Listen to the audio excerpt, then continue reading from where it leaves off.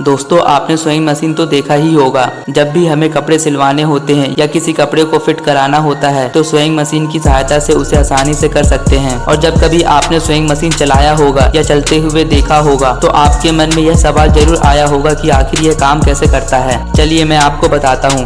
दरअसल sowing machine में नीचे की तरफ बॉबिन होता है जिसमें पहले से धागा होता है, फिर निडल वाला धागा निडल से नीचे आता है। बॉबिन में शटर हुक मौजूद होता है, उस शटर हुक में वह धागा फंस जाता है और पूरा राउंड लेकर बॉबिन वाले धागे में फंस जाता है, जिससे सिलाई हो जाती है।